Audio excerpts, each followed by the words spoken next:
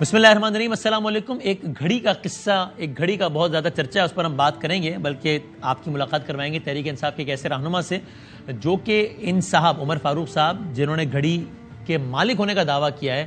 تحریک انصاف کے اس اہم ممبر کا یہ کہنا ہے کہ عمر فاروق ان کے پڑوسی ہیں، وہ عمر فاروق کے بارے میں بہت ساری ڈیٹیلز جانتے ہیں، عمر فاروق کے بارے میں بریکنگ نیوز دے سکتے ہیں ہمارے پروگرام میں، اور وہ عمر فاروق کو کئی حوالوں سے جانتے ہیں، ان سے بات کریں گے آپ کی. لیکن سب سے پہلے ابھی کچھ دیر پہلے یہ خبر آئی کہ عمران خان صاحب نے یہ کہا ہے کہ جہاں تک اب اگلے آرمی چیف کی تعیناتی کا معاملہ ہے، یہ کچھ صحافیوں کو ان سے ملاقات ہوئی، وہاں سے یہ خبر آئی کہ اب گویا عمران خان صاحب نے تاثر دیا ہے کہ اب ہم اس معاملے سے پیچھے ہٹ گئے ہیں، اب یہ گورنمنٹ جانے اور وہ جانے کہ وہ کن کو لگاتے ہیں اور کیا. آپ جانتے ہیں اس سے پہلے بار بار خان صاحب کہتے ہیں کہ ان کو نہیں لگانا چاہیے، اب رائے ان کی شاید ابھی بھی یہی ہوگی، لیکن اب وہ کہتے ہیں کہ بہرحال میں اب اس معاملے سے پیچھے ہٹ گیا ہوں. ہم یہ بھی جانتے ہیں کہ خان صاحب نے کہا کہ نہیں، موجودہ آرمی چیف کو کنٹینیو کرنا چاہیے، یہی الیکشنز کروا دیں، نئی حکومت آ کے نیا آرمی چیف لگا دے.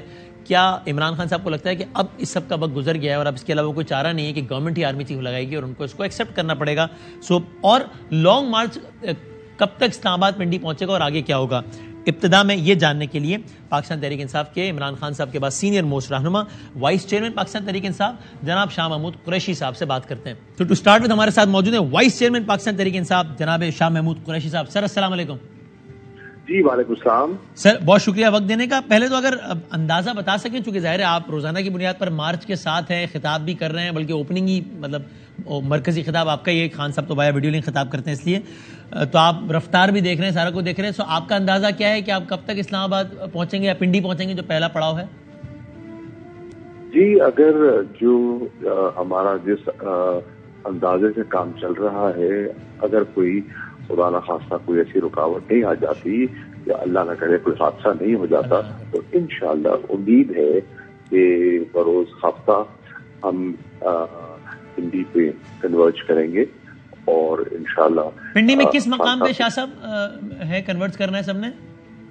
دیکھیے، وہ جو اسلام آباد کا ہے اپنا، جو ہمارا جو مری روڈ پہ جو جگہ ہے جو منتخب کی گئی ہے، اسی پہ ہوگا انشاءاللہ. پھر پنڈی پر کوئی اجتماع یا خطاب وغیرہ ہے یا پنڈی صرف ایک کنورج ہونے کا پوائنٹ ہے اور وہاں سے پھر آگے چلنا ہے اسلام آباد؟ دیکھیے، ابھی تو پنڈی پہنچیں گے اور پنڈی میں پھر جو جگہ مختص کی گئی ہے وہاں خان صاحب پہنچتے ہیں تو انشاءاللہ ان کا خطاب ہوگا، لیکن ابھی تفصیلات تھوڑی سی طے کرنی ہے. ٹھیک. اور آج ابھی خان صاحب نے لاہور میں صحافیوں سے بات کی ہے، تو وہاں سے بھی خبر سامنے آئی کہ جس میں خان صاحب نے اندیا دیا کہ جہاں تک اب آرمی چیف کی تعیناتی کا مسئلہ ہے اس پر اپنی رائے وغیرہ سب کو دے چکے، جو کہ ہم سب کو معلوم ہے کہ کیا ہے، لیکن یہ کہ وہ کہتے ہیں اب گویا اس معاملے سے ہم پیچھے ہٹ گئے کہ اب گورنمنٹ لگائے کسی کو بھی. یعنی میرا سوال یہ ہے کہ ایسا ہی ہے کہ آپ نے اپنی رائے تو دے دی کہ کیا ہونا چاہیے تھا، کیسے ہونا چاہیے تھا، لیکن اب بہرحال وہ اسٹیج آ گیا ہے کہ اب گورنمنٹ اس کو لگا دے گی اور بس ٹھیک ہے، معاملہ آگے چلے گا، ایسا ہی ہے؟ ہم نے پہلے بھی کہا تھا کہ دیکھیے الٹیمیٹلی یہ فیصلہ تو حکومت وقت نے کرنا ہے اور یہ اختیار ہے وزیر اعظم کا، انہوں نے چناؤ کرنا ہے اور ہم یہی توقع کرتے ہیں کہ وہ اپنی آئینی ذمہ داری کو نبھائیں گے.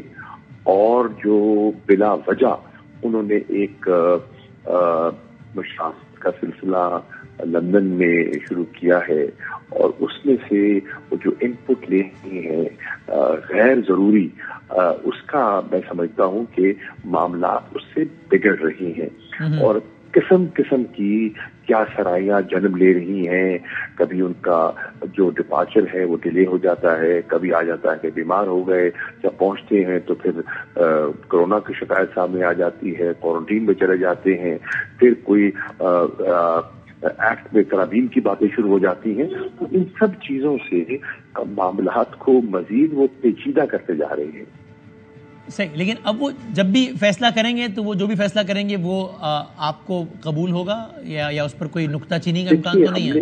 بالکل، ہم نے پہلے بھی کہا کہ جو بھی تعینات ہوں گے ہم ان کے ساتھ ایک ورکنگ ریلیشن شپ اسٹیبلش کریں گے اور ہمیں یقین ہے کہ وہ اپنی ذمہ داریاں سنبھالنے کے یقیناً اہل ہوں گے، تبھی تو گروم کر کے اس لیول پہ پہنچے ہیں.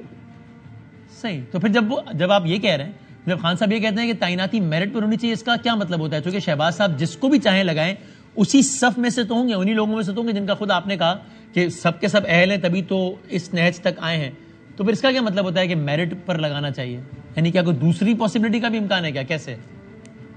نہیں, ان کا مقصد کہنے کا یہ ہے کہ جن کو بھی لگائیں وہ کئی دیکھیں نا, سینیورٹی بھی ہے, ان کا جو ماضی ہے, بیک گراؤنڈ ہے, وہ تو ہمارے ہے نا, ان کی جو ریکارڈ ہے وہ تو انسٹیٹیوشن کے پاس ہی ہوتا ہے نا. آبویسلی سبھی کمپیٹنٹ ہیں, سبھی کیپیبل ہیں, اور ہم نے تو یہ کہا ہے کہ جس کو بھی لگا دیں گے, ہمارا اس میں کوئی اختیار نہیں ہے, اور یہ اختیار جن کا ہے ان کو اپنا اختیار ذمہ داری سے نبھانا چاہیے. ٹھیک ہے. اور وہ جو تجویز سر عام جو خان صاحب دے چکے ہیں ٹیلی ویژن انٹرویو میں کہ موجودہ آرمی چیف کنٹینیو کریں کچھ عرصے تک اور پھر الیکشن ہو جائیں اور پھر نئی حکومت نئے آرمی چیف لگائے, آج بھی آپ کی یہی رائے ہے یا آپ کا خیال ہے کہ نہیں اب تو مرحلہ گزر گیا, اب تو بس ظاہر ہے نیا آرمی چیف ہی آئے گا؟ ہمارا تو ایک نکاتی ایجنڈا ہے, اور وہ ایجنڈا ہے کہ ملک میں انتخابات کروا دیے جائیں. یہ جو حکومت تاخیری حربے استعمال کر رہی ہے, اور جو لگتا ہے کہ ان کی اپنے صفوں میں ابھی کوئی اتحاد اور انڈرسٹینڈنگ نہیں ہے, جو مختلف کولیشن پارٹنرز ہیں وہ ایک پیج پہ دکھائی نہیں دیتے, اس سے کیا ہو رہا ہے, فیصلہ بھی کر پا رہے ہیں, اور فیصلہ نہ کرنے کی وجہ سے ایک ہم پولیٹیکل انسٹیبلٹی کی شکار ہو رہے ہیں, اور اس پولیٹیکل انسٹیبلٹی کا جو منفی امپیکٹ ہے وہ ہماری معیشت پر آ رہا ہے. ٹھیک. اینڈ شاہ صاحب ٹورڈز دی اینڈ اس مشہور زمانہ سائفر سے متعلق آپ بھی بار بار بتاتے رہے, جب آپ سے پوچھا گیا کہ کس طریقے سے آپ کی نالج میں پہلی مرتبہ آیا, تو آپ نے ایک داستان بیان کی تھی, میں اس کو بھی دہراتا نہیں, پھر آپ نے بتایا کہ کس طریقے سے خان صاحب کی نالج میں آیا. اس دوران ایک سوال کیا جاتا تھا کہ بھائی کامرا میں ایک ایونٹ ہوا تھا, اس دوران افواج نے بتایا تھا خان صاحب کو پہلے, تو سب کی رائے سب یہ کہتے تھے تحریک انصاف سے کہ نہیں ایسا نہیں ہے, لیکن پھر تو خان صاحب اور پھر وہاں سے کہا گیا فوج کی طرف سے کہ نہیں کامرا والے ایونٹ میں ہم نے بتایا تھا ان کو. پھر خان صاحب نے اب تو خود بھی تسلیم کیا کہ ہاں کامرا والے ایونٹ میں ہی سائفر کا تذکرہ ہو گیا تھا. تو مطلب وہ جو باتیں پہلے بتائی جاتی تھیں کہ خان صاحب کی تو نالج میں آپ لائے آپ کے اپنے مطابق ہی, جب آپ کو پتہ چلا فورن آفیسر وہ سارے, پھر ان میں کون سی سٹوری ٹھیک ہے؟ دیکھیے اس کی میں سمجھتا ہوں کیونکہ انکوائری کمیٹی بن چکی ہے اور اس سے پہلے بات کرنا مناسب نہیں ہے, لیکن خان صاحب کی نالج میں دے دی گئی بات, اور کامرا میں بات ہوئی تھی, اور وہاں ڈیمارش کا ذکر بھی ہوا تھا, جو ایمبیسڈر کی ریکمنڈیشن تھی وہ بھی سامنے آئی تھی, اور معاملے کی سنجیدگی کو دیکھتے ہوئے پھر پرائم منسٹر صاحب عمران خان صاحب نے فیصلہ کیا تھا کہ اس پر ایک نیشنل سیکورٹی کمیٹی کا اجلاس ہونا چاہیے. جی ہاں, یعنی آپ کی آج بھی یہی دانست میں آپ کی it was you who brought it into the information of the prime minister of Pakistan, یا ان کی نالج میں پہلے سے آ گیا تھا کامرا میں؟ نہیں, یہ تو اس کے نالج میں میں دے چکا تھا. غالباً اب یہ ایگزیکٹ مجھے یاد نہیں ہے, لیکن میری جو مجھے یاد پڑ رہا ہے کہ اس نشست سے پہلے میں ان کی خدمت میں گزارش کر چکا تھا. کامرا سے پہلے آپ بتا چکے تھے خان صاحب کو, آپ کہہ رہے ہیں؟ جی بہت شکریہ. شاہ محمود قریشی صاحب ہمارے ساتھ تھے. ایک بریک کے بعد پاکستان تحریک انصاف کے رہنما جو کہ کہتے ہیں کہ وہ عمر فاروق صاحب کو اچھے طریقے سے جانتے ہیں, ان کے تو پڑوسی ہیں عمر فاروق صاحب, اور وہ کچھ خبریں بھی دے سکتے ہیں ان کے بارے میں. بریک کے بعد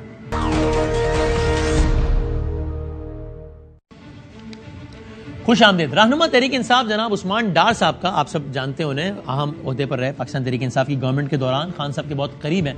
ان کا یہ دعویٰ ہے کہ وہ عمر فاروق صاحب کے بارے میں خبر رکھتے ہیں, اچھی طرح خبر رکھتے ہیں. عمر فاروق صاحب ان کے حلقے کے, عمر فاروق صاحب ان کے پڑوسی ہیں, ان کے گھر سے کچھ میٹر کے فاصلے پر رہتے ہیں, اور عمر فاروق صاحب کے بارے میں بہت کچھ جانتے ہیں. ہم نے عثمان ڈار صاحب کو آج کی پرائم میں زحمت دی ہے, اور گورنمنٹ اس حوالے سے کیا کہتی ہے یہ سارے اس گھڑی کے قصے کے حوالے سے یہ جاننے کے لیے فیصل کریم کنڈی صاحب جو کہ پیپلز پارٹی کے آف کورس اسپوکس پرسن ہیں اور اسپیشل اسسٹنٹ بھی وزیر اعظم پاکستان کے, ان کو زحمت دی ہے. لیکن ڈار صاحب سے پہلے ذرا ہم کنڈی صاحب سے پہلے آغاز کرتے ہیں. کنڈی صاحب ابھی میں عثمان ڈار صاحب سے تو پوچھتا ہوں جو کہ یہ بتاتے ہیں جن کا یہ ماننا ہے کہ ان کے تو مطلب سمجھ لیں کہ پڑوس میں یعنی ابھی وہ اس وقت جہاں سے پروگرام کر رہے ہیں وہاں سے کوئی 1 کلومیٹر نہیں بلکہ کوئی 100 میٹر دور گھر ہے ان کا عمر فاروق صاحب کا. تو ان سے تو پوچھتا ہوں وہ کیا کہنا چاہتے ہیں اس بارے میں. لیکن ان کی پارٹی یہ کہہ رہی ہے کہ بھائی جان یہ سب سے بڑا ثبوت ہے ہماری بے گناہی کا کہ آپ کو 3-3.5 سال کی حکومت اتنا کچھ کرنے کے بعد لے دے کر ایک یہ الزام ملا کہ بھائی وہ ایک گھڑی جناب انہوں نے اس کو بیچی تھی, اور وہ بھی وہ گھڑی جس کو بیچنے سے انہوں نے کبھی انکار بھی نہیں کیا, اور وہ گھڑی جس کو انہوں نے جس کے پیسوں میں کیپٹل گین ٹیکس بھی دیا اور اس کو ڈکلیئر بھی کیا. تو یہ بتائیں کنڈی صاحب یہ کیا کیا؟ صاحب صرف بات یہی نہیں ہے کہ آپ نے گھڑی لی توشہ خانے میں گئی آپ نے اس کو ویلیو کیا آپ نے کیا, یہ تو ماضی کے وزیر اعظم صاحبان نے بھی یہ کیا تھا. انہوں نے ہمیں اس پہ بتایا سبق سکھاتے تھے کہ یہ غلط کام انہوں نے کیا. اور دیکھیں جو گاڑیوں کا ذکر آصف علی زرداری صاحب کا یہ کر رہے ہیں, آج ہم نے اس پہ پریس کانفرنس بھی کی تھی. وہ 2008 سے 13 تک جو ٹائم تھا آپ کو بھی پتہ ہے اور مجھے بھی پتہ ہے اور ساری دنیا کو پتہ ہے کہ جو اس وقت جو کروشل سچویشن تھی, جس وقت جو حالات خراب تھے, سوسائڈ اٹیکس بھی ہوتے تھے, کیا کچھ نہیں ہوتا تھا. اس وقت جو ان کو گاڑیاں دی گئی تھیں وہ آج بھی آصف علی زرداری صاحب کے زیر استعمال ہیں. انہوں نے یہ نہیں کہا کہ انہوں نے جا کے وہ انہوں کو گفٹ کی تھی. لیکن اس پر تو فیصل صاحب وہ یہ کہتے ہیں, عمران خان صاحب نے بھی آج کہا اور زلفی بخاری صاحب اس پہ ریفرنس لے کے گئے ہیں زرداری صاحب کے خلاف کہ رولز کے تحت گاڑی وہ ایکسیپشنل چیز ہے جو کہ توشہ خانہ میں اگر آئے تو آپ لے ہی نہیں سکتے, آپ کتنی بھی پرسنٹیج دے کے بائی کر ہی نہیں سکتے. وہ یہ کہتے ہیں. دیکھیں یہ امپورٹڈ حکومت کہتے ہیں. اب زلفی بخاری صاحب بھی تو امپورٹڈ شخص ہیں جو ہمارے اوپر آج مسلط ہیں, پی ٹی آئی کے اوپر خاص کر. اور وہ یار انہوں نے تو آپ کی تسلی کے لیے اپنی شہریت چھوڑ دی یہاں کی سیاست میں, ورنہ آپ تانا دیتے تھے کہ حکومت جائے گی اگلے دن بھاگ جائیں گے. وہ تو یہاں کھڑے ہیں ٹو بی فیئر ود. اچھا میں نے تھوڑا عرض تک کرانے دو نا. سر حکم کرو. میں موشن بنتا ہے پھر آپ کاٹ. سر تسی حکم کرو. دیکھیں انہوں نے یہ باتیں کی. دیکھیں پہلی بات تو یہ ہے آپ کو سادہ زبان میں سمجھاؤں, ٹیکنیکل زبان میں نہیں سمجھتا ہوں. صحیح, یہ ٹھیک. ایک زمین ہے اس پہ جو ہے سپوز میں نے قبضہ کیا ہوا ہے, ٹھیک ہے, اور قبضہ کرنے کے بعد وہ زمین میں نے بیچ دی ہے, اور زمین میں جو میں نے ٹیکس بیچنے کے بعد میں نے دکھایا دیکھیں میں نے زمین بیچے ٹیکس, یہ میرے ٹیکس ریٹرن ہے, میں نے اس کے اوپر یہ ٹیکس بھی دے دیا اور ہے میرے پاس قبضے کی زمین, تو آپ اس کو خود اندازہ لگا لیں. اچھا لیکن کنڈی صاحب یہ جو آپ نے مثال دی قبضے والی زمین کی, تو یعنی مجھے بتایا نا کہ یہ مثال کس طرح صحیح ہے اس کیس میں. پاکستان کے یہ قواعد و ضوابط الاؤ کرتے ہیں نا کہ اگر آپ کو کوئی تحفہ ملتا ہے تو آپ وہ اس کی قیمت دے کے 20% یا 50% دے کے اپنے پاس رکھ سکتے ہیں. تو ایک قبضے والی زمین تو چوری کی زمین ہوتا ہے, یہ گھڑی چوری کی گھڑی کیسے, کیا اس میں غیر قانونی غیر آئینی کیا انہوں نے کیا؟ ویلیو جس طریقے سے اس کو ڈی ویلیو کیا گیا اس چیز کو, وہ بھی آپ کے سامنے ہے کہ کس طریقے سے جو ہے اس کو ڈی ویلیو کیا گیا, اس کے بعد پھر اس کو مارکیٹ میں بیچا گیا, اور پھر جو ہے اس کو جو ہے مطلب ہے کہ جو باقی چیزیں نہیں اس میں تو وہ کہتے ہیں نا کہ ویلیویشن اس کی کوئی عمران خان صاحب نے نہیں لگانی, بلکہ آپ تو خیر کیبنٹ میں ڈپٹی اسپیکر ہیں, آپ کو سب پتہ ہے مجھ سے 1 کروڑ گنا بہتر کہ اس کی ویلیویشن کا باقاعدہ ایک پروسیس ہوتا ہے, اس کے بعد وہ ویلیویشن بتائی جاتی ہے وزیر اعظم کو کتنی ہے. اور پھر فواد چوہدری صاحب یہ بھی کہتے ہیں کہ ابھی جو اس کی کرنٹ ویلیو بتائی گئی ہے وہ تو آج کی تاریخ میں اس کی ویلیویشن نکال کے بتائی گئی ہے, اس زمانے کی ویلیویشن نہیں بتائی گئی جب بیچی گئی تھی. تو اس میں تو یہ ہے نا. دیکھیں آج آپ نے فواد چودھری صاحب کی بات کی, آج دیکھیں بہت بڑا, کیونکہ فواد چودھری صاحب انفارمیشن سیکرٹری پارٹی کے ہیں جی, اور ساتھ ساتھ وہ ایک وکیل بھی پیشے کے لحاظ سے. آج فواد چودھری صاحب نے اور پی ٹی آئی نے جو ہمارے اعلیٰ عدلیہ پہ ایک سوالیہ نشان کھڑا کیا, انہوں نے کہا کہ ہم جا رہے ہیں سو کرنے کے لیے لندن میں, ٹھیک ہے. مطلب یہ ہے کہ آپ کو پاکستان کی عدالتوں کا مطلب ہے کہ کوئی بھی وہ نہیں ہے, اعتماد نہیں ہے آپ کو, اور آپ لندن جا رہے ہیں. یہی عدالتیں ہیں جو ان کو یہ کہہ رہے تھے کہ ہمیں صادق اور امین بھی انہوں نے قرار دیا. تو عثمان ڈار صاحب یہ تو آپ نے سن لیا جو کنڈی صاحب نے کہا.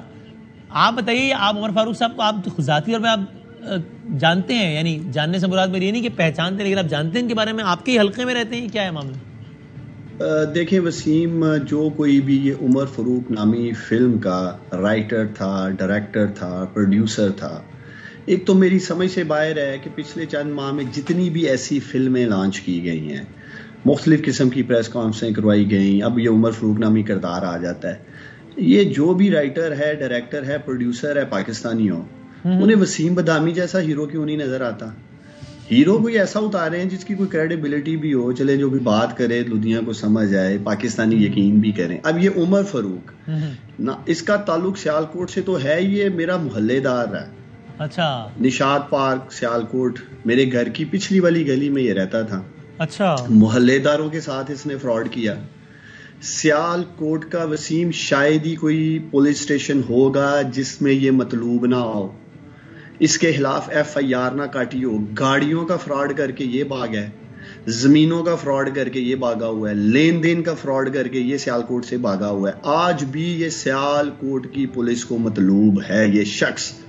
اور میں آپ کو بریکنگ نیوز دے رہا ہوں, یہ بڑا ہی قریب ساتھی رہا ہے اور آج بھی اس کے تعلقات ہیں آپ کے موجودہ وزیر دفاع خواجہ آصف کے ساتھ.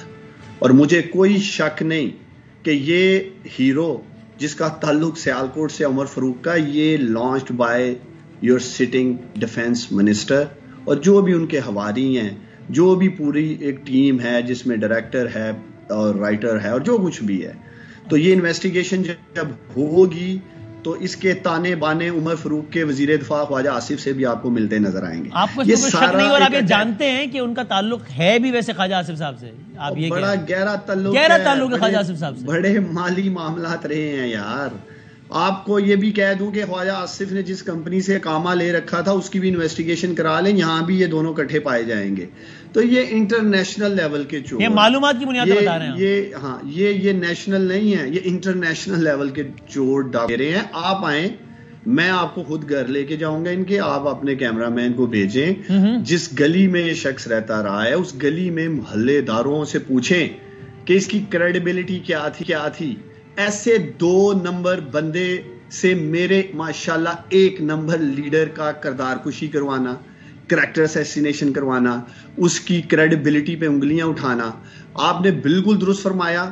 یہ تمام جو تحائف ملے, جو گفٹ ملے, جس کی کیبنٹ ڈویژن نے تقریباً 10 کروڑ کے قریب مالیت طے کی, پاکستان کا آئین اور قانون توشہ خانہ کے لیے جو رکھا تھا 20% کا, اس کے مطابق میرے لیڈر عمران خان سابق وزیر اعظم پاکستان نے پیسے پے کیے, اور بعد ازاں 5.7 کروڑ روپے کی لاگت سے مارکیٹ میں بیچے گئے. وہ پیسے لیکن عثمان میں آپ نے ہیرو کی بات کی, آپ نے ہیرو کی بات کر دی. اب ذرا ہیرو کی بھی بات کر لینا جو جڑے ہوئے تھے, لگے ہوئے تھے قلم پہ بھی اور وہ گھڑی پہ بھی.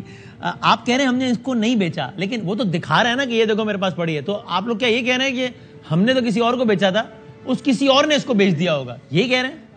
دیکھیں یہ بات اس کی پڑی تو ہے نا گھڑی, دکھا رہے ہو تو اس طرح کی کئی چیزیں ہیں. مقصد یہ ہے, آپ ماشاءاللہ وسیم بڑی زبردست انویسٹیگیٹو جرنلزم کرتے رہے ہیں. آپ بتائیں, میرے لیڈر کے 3.5 سالہ حکومت اور پرائم منسٹر رہے, 10 سال سے ہم خیبر پختونخوا میں ہیں, 2000 ارب سے زیادہ کے وہاں ڈیولپمنٹ فنڈز ہو چکے ہیں, پنجاب میں کر چکے ہیں, 5000 ارب روپے سے زیادہ کے ڈیولپمنٹ عمران خان کے ہاتھوں سے دی گئی ہے اس ملک میں. اور اینڈ آف دا ڈے پاکستانیوں ملی تو ایک گھڑی ملی ان کو, صرف عمران خان نے ایک گھڑی چرانے کی کوشش کی ہے. شرم آنی چاہیے ان لوگوں کو کہ اس شخص کے اوپر صرف ایک گھڑی نکال کے لائیں, اور وہ گھڑی جو ڈکلیئرڈ ہے, جو توشہ خانہ میں سے 20% کی رقم ادا کر کے لی گئی, بعد ازاں ڈکلیئر. اتنا سادہ تھوڑی عثمان بھائی, آپ نے جو گھڑی نکال کے لٹکا کے دکھائی ہے وہ پتہ نہیں کتنے کی ہوگی. یہ گھڑی تو کروڑوں کی ہے. گھڑی, اس گھڑی سے گھر آ جائے, مطلب وہ کہنے کو گھڑی ہے, لیکن میں یہ کہہ رہا ہوں نا کہ موقف کیا ہے پھر. ہاں اچھا سن لیں, میں ایک اور بات کا اس کے پاس جو گھڑی آئی وہ کیسے آئی؟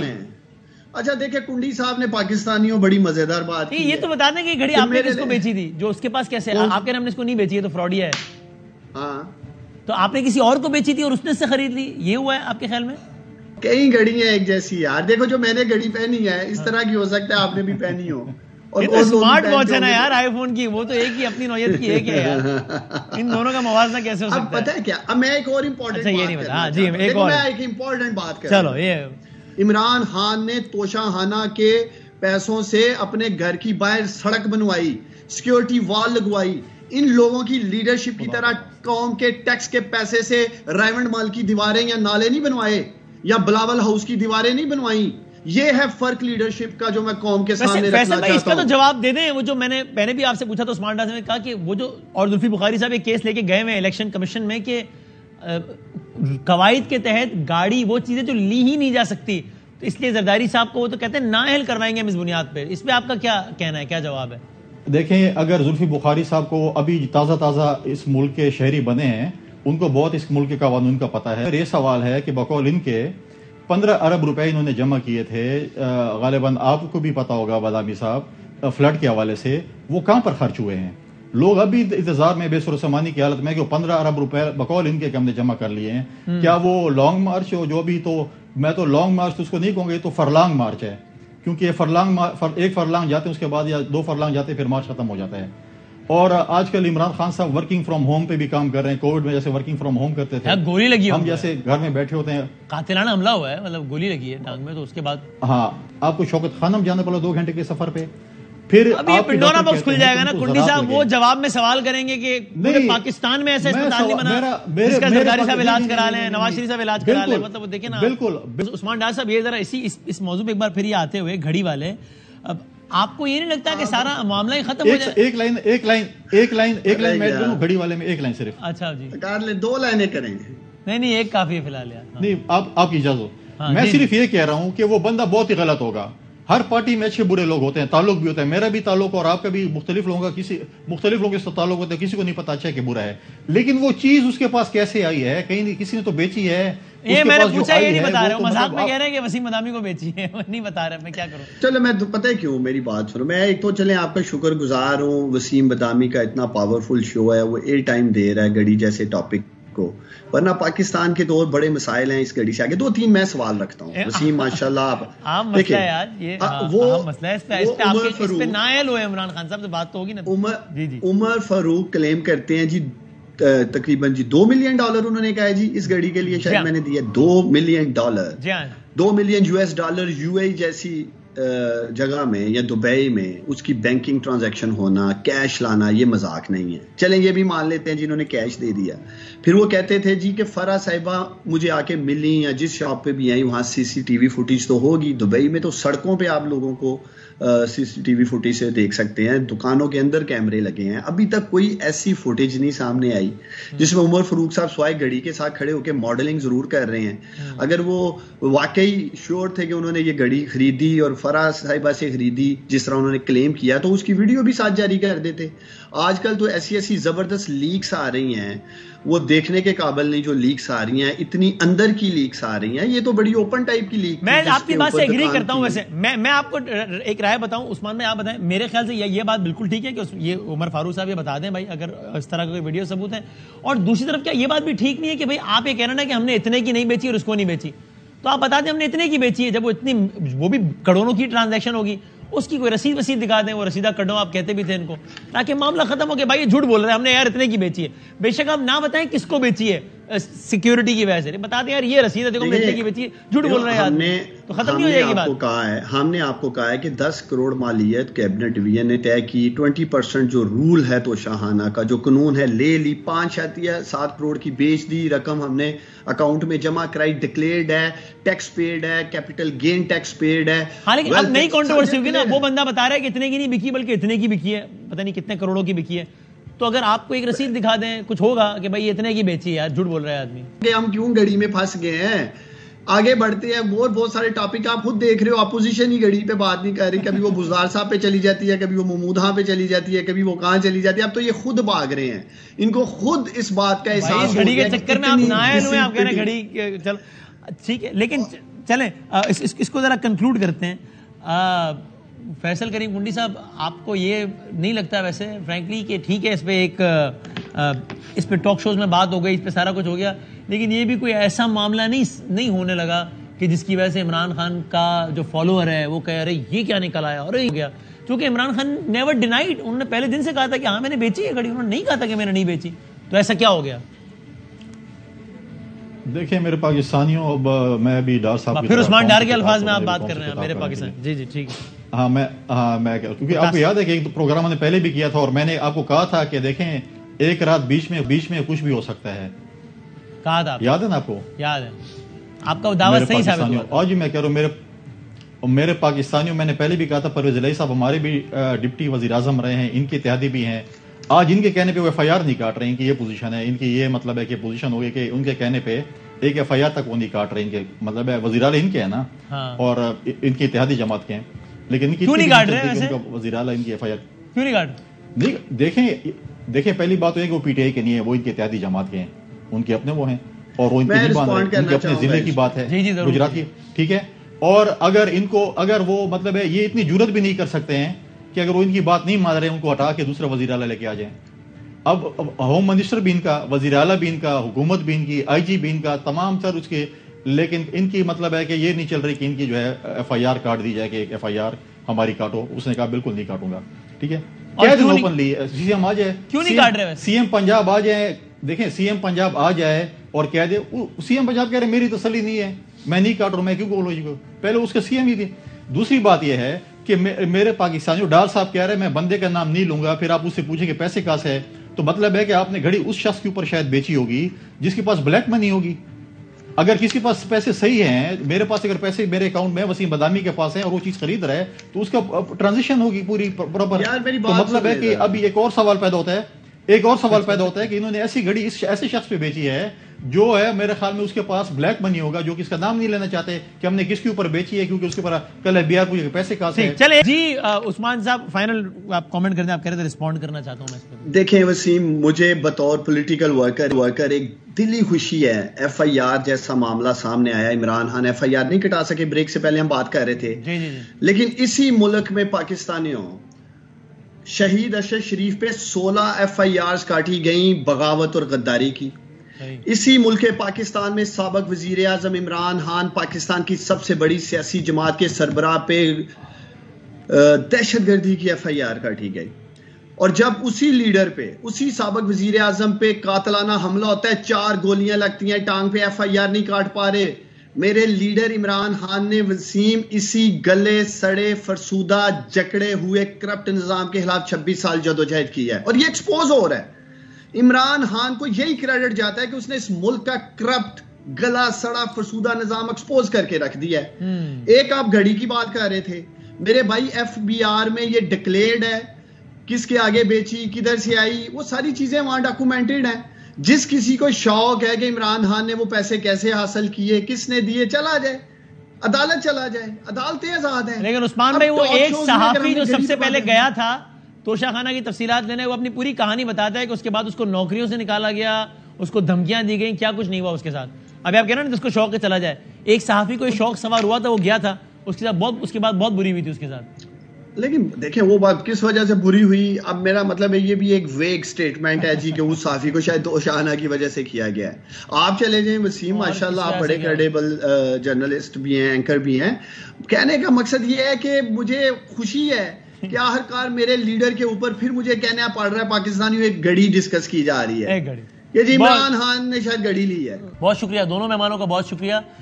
ایک بریک کے بعد کراچی جہاں پر اسٹریٹ کرائم بدستور ایک اپنے عروج پر ہے, بڑھتا جا رہا ہے, شہری بے بس ہے, ایسا کیوں ہے, وجوہات کیا ہیں, ذرا اپنے کورسپونڈنٹ کامل عارف کے پاس کچھ خبریں ان سے جانتے ہیں.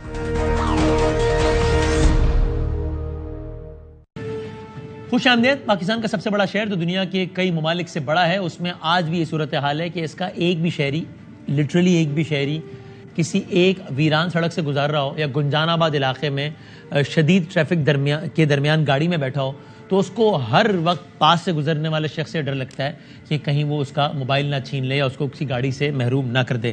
کراچی میں جرائم کا گراف تمام تر دعووں کے باوجود نیچے نہیں آ رہا ہے. دن دہاڑے جدید اسلحے کے ساتھ شاہراہوں گلیوں میں وارداتیں ہو رہی ہیں, ناکے لگا کر, جی ہاں باقاعدہ, آپ نے ٹھیک سنا, باقاعدہ ناکے لگا کر اس شہر میں ڈکیتیاں ہوتی ہیں. سی پی ایل سی کی جو رپورٹ ہے اس کے مطابق, جرائم کی رپورٹ جو جاری ہوئی ہے اس کے مطابق کیا صورتحال ہے, اینڈ اگین آپ دیکھیے گا کہ اب جو آپ کو نمبر بتائیں گے یہ صرف رپورٹڈ کرائم ہے, اور اس میں کچھ بتانے کی ضرورت ہی نہیں کہ کتنے ہی لوگ ایسے ہوتے ہیں کہ جن کے ساتھ کرائم ہوتا ہے اور وہ یہ زحمت نہیں کرتے کہ وہ تھانے جائیں اور باقاعدہ جرم کو رپورٹ کر رہا ہے. وہ کہتے ہیں ایک نئی مصیبت میں کیا پھنسنا, چھوڑو. رپورٹڈ کرائم کی تعداد یہ ہے 2021 کی نسبت 2022 میں اسٹریٹ کرائم کی وارداتوں میں 11% کا اضافہ ہوا ہے.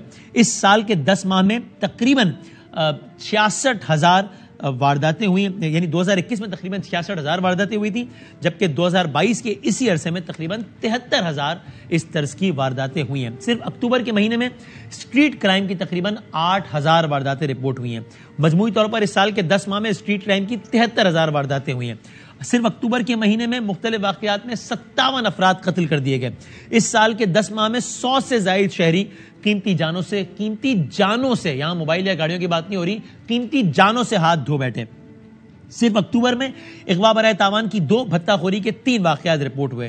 10 ماہ کے دوران اغوا برائے تاوان کے 10, بھتہ خوری کے 7 کیسز ہوئے. بینک ڈکیتی کی 5 وارداتیں ہوئی. ایک مہینے کے دوران تقریباً 5000 موٹر سائیکلیں چوری ہوئی, تقریباً 500 چھینی گئیں. پولیس نے مختلف کارروائیوں میں 323 موٹر سائیکلوں کو برآمد کیا. مجموعی طور پر اس سال 45,000 کے قریب شہری موٹر سائیکل سے محروم ہوئے.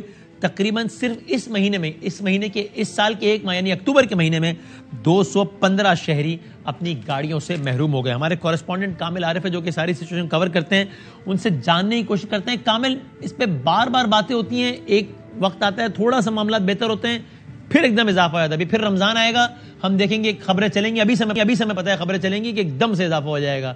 تو یعنی آپ لوگوں کی اگر بات ہوتی ہے پولیس کے اہلکاروں سے سینئر, یا آپ لوگ ظاہر دیکھتے ہیں ساری چیزیں بہت قریب سے, آپ کو کیا وجہ سمجھ میں آتی ہے اس ریسنٹ رائز کی؟ وسیم بھائی, اس کی بہت ساری وجوہات ہیں. کرائم تو آپ نے بتا دیا, ہم اس کی وجوہات پہ بات کر لیں. ایک تو پہلی وجہ تو یہ ہے کہ غیر سنجیدگی, چاہے وہ پولیس افسران کی طرف سے ہو, اور پولیس افسران کی طرف سے تھوڑی کم ہوگی, حکومت کی طرف سے تھوڑی زیادہ ہوگی, کیونکہ حکومت جو ہے جن پوائنٹس کے اوپر کام کرنا چاہیے اس پہ نہ بات کرنے کے لیے تیار ہے, نہ پولیس افسران کو اس ٹاپک پہ بات کرنے کے لیے وہ اجازت دیتے ہیں. اب آپ اس کے سب سے بڑی وجہ آپ یہ دیکھیے کہ بے روزگاری کتنی تیزی کے ساتھ بڑھی. گزشتہ یہ کرونا کا جو دور گیا اس میں بے روزگاری بڑھتی چلی گئی. کسی نے اس کے اوپر کام نہیں کیا کہ کتنے لوگ بے روزگار ہوئے کراچی شہر کے اندر. کراچی وہ شہر تھا جس میں آلریڈی دوسرے صوبے سے آئے ہوئے لوگ جو ہیں روزگار کی تلاش میں آ رہے تھے, اور یہ جو سیلاب آیا اس کے بعد پنجاب, اندرون سندھ, بلوچستان, KPK اور پنجاب کے مختلف اضلاع سے مزید لوگ جو بے روزگار ہوئے وہ یہاں پہ روزگار کی تلاش میں آ گئے, یا یہ کہہ لیجیے کہ انہوں نے اپنی رہائش اختیار کی. پھر گزشتہ 5 سالوں میں کراچی کو منظم ہونے کے بجائے بہنگم آباد کرایا گیا, سلم ایریا بنائے گئے, قبضے کرائے گئے, گوٹ آباد کرائے گئے, غیر قانونی گوٹ آباد کرائے گئے. کراچی کو بہنگم طریقے سے پھیلا دیا گیا, اور اس طریقے سے پھیلایا گیا کہ کراچی میں وہاں پر ان گوٹھوں علاقوں میں پولیس کا ایکسس تک نہیں ہے, وہاں پر پولیس نہیں جا سکتی. کون آ کے رہائش اختیار کر لیتا ہے کسی کو نہیں پتا. سیکیورٹی کا نظام تباہ ہے, ٹوٹی سڑکیں, انفراسٹرکچر تباہ ہے. آرام سے کہہ دی, یہ میں ویورز کے لیے دوہرا دوں کہ آپ اصل میں کہہ کیا رہے ہیں. آپ یہ کہہ رہے ہیں کہ شہر کے کچھ علاقے ایسے ہیں جہاں پر پولیس کا داخلہ محال ہے, جہاں پولیس داخل نہیں ہو سکتی. یہی کہہ رہے ہیں نا آپ؟ صحیح سنا ہے نا ہمارے ویورز نے؟ جی بالکل ایسی ہے, بالکل ایسی ہے. اب اس کی مثال میں آپ کو دے دیتا ہوں کہ 2 دن پہلے جو ہے ایک اینٹی انکروچمنٹ ڈرائیو کے دوران جو ہے قبضہ مافیا کے لوگوں نے فائرنگ کر دی, اور جس میں ایک مختار کار جو ہے وہ جاں بحق ہو گئے. گزشتہ کچھ دن پہلے کراچی کی, اگر ہم کراچی سے تھوڑے باہر کی بات کریں تو گھوٹکی میں جو ہے ڈاکوؤں نے پولیس پر حملہ کیا, جس میں ایک DSP 2 SHO شہید ہو گئے, پولیس والے شہید ہو گئے. انہوں نے یرغمال بنا کے رکھا. اگر ہم ٹنڈو محمد خان کی بات کریں تو وہاں گٹکا مافیا نے جو ہے پولیس والوں کو پوری رات یرغمال بنا کے رکھا, ان کو دوپٹے پہنائے. تو بات یہ کہ مافیا بہت تیزی کے ساتھ پھیل رہا ہے, اور یہ مافیا یقینی طور کے اوپر کسی نہ کسی سرپرستی کے اندر ہے. وہ ایسی سرپرستی ہے کہ پولیس افسران وہاں پہ آ کے بے بس ہو جاتے ہیں. کراچی شہر کی اگر ہم دوبارہ بات کریں تو کراچی شہر میں سلم ایریاز بن گئے. اب میں آپ کو اس کی ایک مثال دے دیتا ہوں. کٹی پہاڑی ایک مثال ہے کہ پہاڑی کے اوپر آبادی ہو گئی, ادھر ایکسس نہیں ہے, روڈ پہ آپ نہیں جا سکتے. اسی طرح سے بلدیا ٹاؤن میں, اتحاد ٹاؤن کے علاقے میں جو پہاڑی کا علاقہ ہے, اس تمام پہاڑی کے اوپر جو ہے رہائش لوگوں نے اختیار کر لی. وہاں پر روڈ نہیں ہے, سڑکیں نہیں ہیں, لیکن لوگ رہ رہے ہیں, پولیس کا ایکسس نہیں ہے. اسی طرح سے آپ شرافی گوڈ, شاہ لطیف ٹاؤن, ملیر, ابراہیم حیدری, بن قاسم, اس کے ساتھ آپ گڈاب کے ساتھ میمن گوڈ کے ساتھ اگر ہم اسٹیل ٹاؤن کا علاقہ دیکھیں تو دن رات قبضہ ہو رہا ہے. وہ قبضہ جو لوگ کر رہے ہیں, جو سستے گھر بنا رہے ہیں, سستا گھر ہر ایک کا حق ہے, لیکن میکینزم نہیں ہے, نہ گلی ہے نہ راستہ ہے. آپ آج بھی لیاری چلے جائیں, رنچو لائن چلے جائیں, یہ جو پرانے علاقے ہیں, یہاں پر آپ ایک گلی کے اندر سے موٹر سائیکل گزر جائے تو بڑی بات ہوتی ہے. تو وہاں پولیس والا کیسے جائے گا؟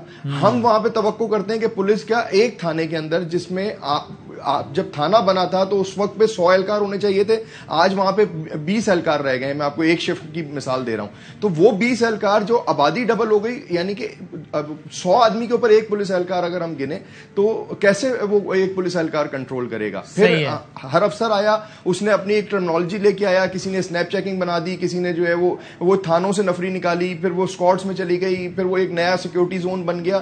عجیب آپ یہ کہہ لیں کہ سیکیورٹی کے نام کے اوپر کراچی, یعنی میں سب کو اگر سمک کروں ایک لفظ میں تو اس شہر میں ہر چیز غیر منظم ہے. سڑک کا بننا, شہر کی وسعت, لوگوں کا آباد ہونا, ایک چیز منظم ہے, وہ جرائم ہے.